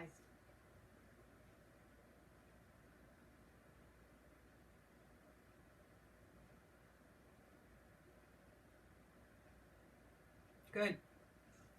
I didn't like it at first. I took that workshop with Eyal Shafroni, and I had already tried it with his book, and when I tried it with the book, I was just like, I don't like this, and I kind of didn't do it. And then he taught it, and so it was worth the $75 I paid him for that those classes, just to see him use that chair and then practice with it.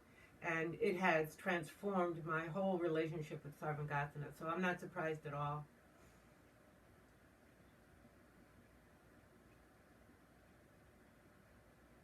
Uh-huh. Yeah. Um, yeah, keep going at it. I do recommend that you watch me a little bit, just because watching him was very helpful for me. And obviously, I'm not him, but I think when you see how my shoulder stand changes, and how as I went on, I got closer and closer to my tailbone, and then once I was on my tailbone, I felt like I had the most incredible extension and balance I've ever had in Sarvangasana. And then when I went back into Halasana, I was able to continue to connect with the chair and my tailbone. And that was the thing. It doesn't really hold you up, but there was still a connection. And then when I lifted up, I could feel the connection between what Halasana was and Sarvangasana. So you could try that, Pam, and see how it goes. Yeah. Just watch it. We were up there for 13 or 14 minutes. I think it's worth watching, because you don't generally watch people while you're in Sarvangasana, so you have to kind of take time and do it. So I think it was really worthwhile for me to watch him, and like I said, I'm not him, but it might be worthwhile for you to watch me. Yeah. Okay. All right.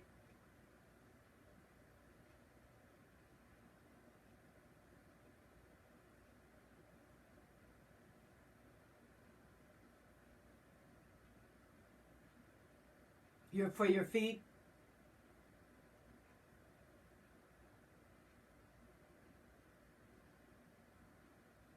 Yeah, I agree. And you can, instead of using the stick, I mean, you can hold on to the chair. You can even turn the chair sideways and use the chair like a stick.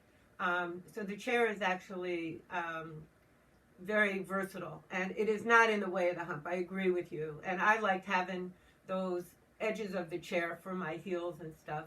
You have to be the right length, but I agree. Yeah. So it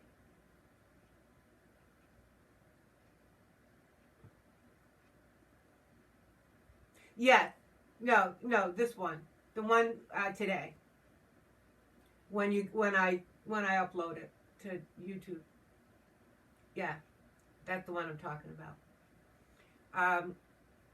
Maybe I'll do a separate one. I've been thinking about that, but then I taught a class that was almost all Sarvagasana, so I didn't really do it. But anyway, that 14 minutes today, I think is what you want to watch.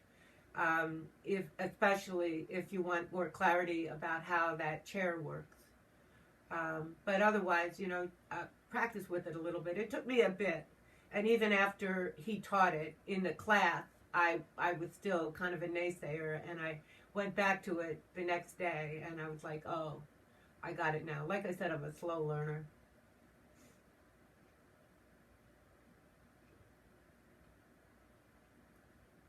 All right. Don't freeze. All right. See you, Pam.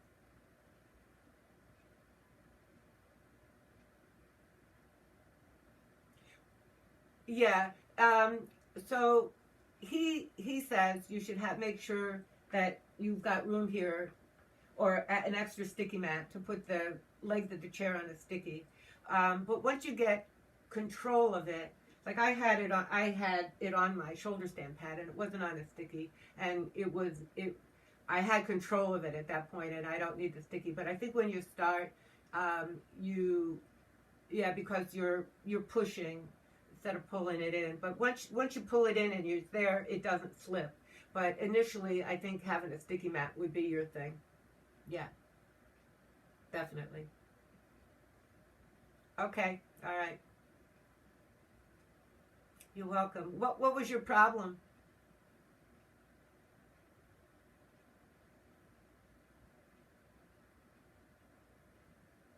Okay, okay. I could tell that I was trying to tell you not to bother, but I could tell it was like, yeah.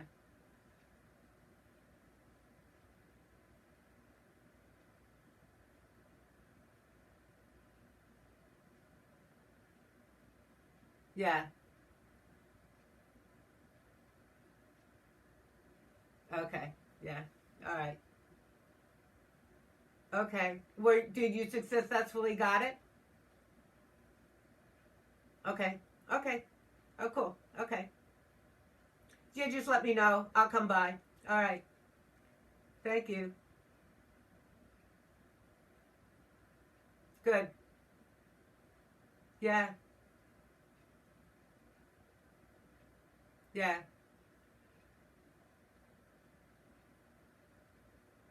Yeah. I'm hoping you're getting some of that. Yeah. But I'll tell you what, your back is changing. I can see it on the video. Yeah.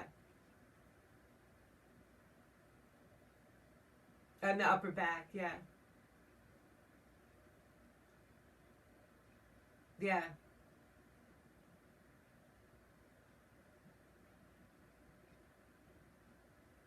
Yeah. That was a really good thing to release. Yeah.